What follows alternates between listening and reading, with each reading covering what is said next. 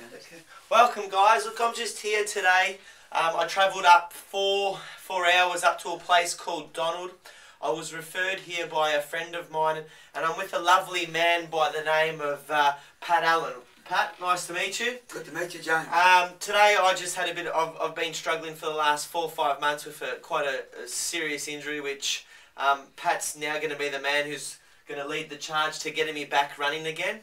Now, Pat, how long have you been doing this kind of stuff? 30 years, James. 30 years. So you could say that you've probably healed quite a number of people, athletes. We have. You know, I think we've probably healed about 99 out of 100. If they've got a torn muscle, we don't heal it, it needs time. If they've got a broken bone, it has to heal. But in most cases, providing there's no tear or break, we can fix the problem. I think a lot of the time, a lot of people, when they do have an injury, they'll go and see and get a result from a doctor, and a lot of the time the physios and that that they want to provide a lot of rest and not a non-active recovery. You feel that, you know, sometimes that maybe the athlete should be more proactive with their recovery and Most definitely, James. Like we respect the medical, but with our treatment, now osteitis pubis, for example, right, we have great success with curing that. Our patients do not rest. Okay. In most cases, they're advised to rest. I've had boys who've rested 12 months. Jonathan Brown's cousin, for example, young lad, Brownie sitting down to me, he rested one whole football. He played one footy season with OP. He rested one whole football season with it. When he come to me, I said to him, I can't believe you didn't play football this season. He said, I'm telling you, I didn't play. It's the worst cases of OP I've ever seen. Cured him in one visit. One visit. And yet he'd rested for 12 months. It's a tough injury, wow, one visit, Pat. That's unbelievable. Yep. Most times we can cure OP in one visit, probably 75% of the time. Okay. Some cases do take the 2. You might get the extremes, badly inflamed, and the boys are suspect of tightening up. But that would only be 10%, could take 3 or 4 goes. Okay. You know, 80% one visit, 2 at the most. Okay. And look, anyone who has had OP or osteitis pubis, as you know, it's an injury that has really come about in the last sort of 6 to 8 years. But you know, if you do have that injury, I'd definitely say I would recommend you coming up here to Donald and seeing Pat, because there's a fair chance it is worth his time to come in to have him to assess you, and for yourself to get out here and have a look and get back on that track as quick as possible. Just another question, Pat. What's the furthest someone's travelled to see you? Good question. One of you boys, a marathon runner, come out from London. Okay. To see me. Wow, London. London.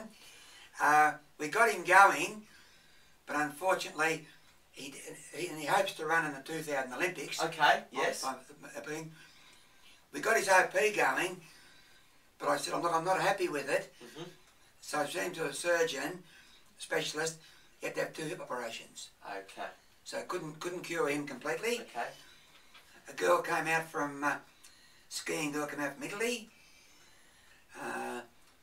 Soccer player from Greece. Wow, so you've got people from around the world coming out here. Not only does Pat see people from Melbourne and from Adelaide and from interstate, but we've got people coming from all around the world to see Pat and to get treatment from Pat.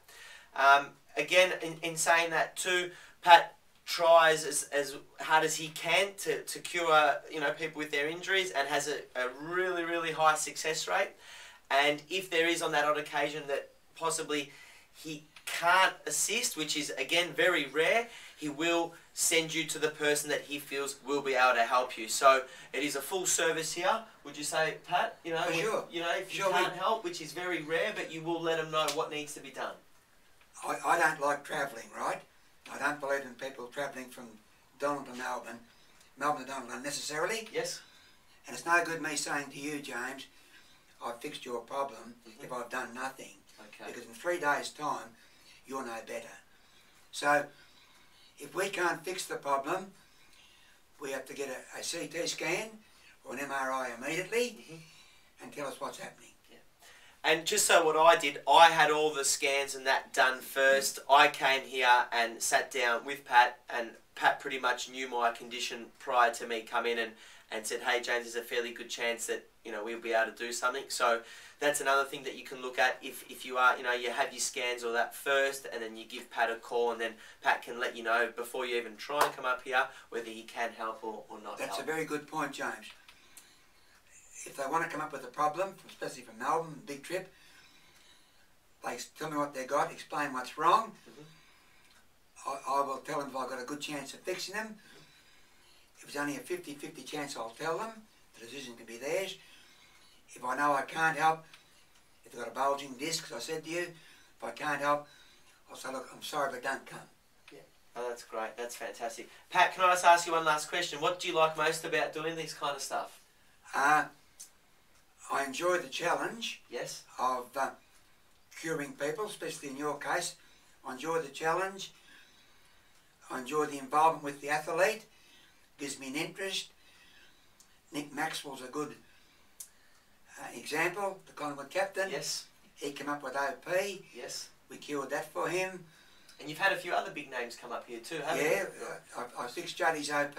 Chris Judd, yep. Nathan Buckley's hamstring. Fantastic. Kept it going for 12 months, helped keep it going. Glenn Archer, the North Melbourne great player. Yep. Sure, I think he played a good 300 games, Glenn. He did. Yeah, definitely. So, yes, I enjoy the involvement. You boys give me an interest. And so I'm very lucky. I'm dealing with nice people all day. You know what I mean? So why do you want to give that away? Yeah, you don't want to give it away. Don't give it away. I think it's fantastic. And the fact that you can help people, it would probably give you a lot of satisfaction inside as well. It's the thing. So I had 3 months off recently, you know what I mean? And everyone said to me, you'll give it away now, won't you? I said, what for? I said, because I still enjoy the challenge, because they're all different. Every week something different comes along. Yes. Still learn something. And you're dealing with nice people 5 days a week. That's fantastic, Pat. Look, I think you're doing a great job, and I hope you continue to do so. Thank you, James. Thanks for having a word with us, and I'll definitely speak to you again and see you again. It's a pleasure to talk to you. Likewise. Thanks, mate. Good, James.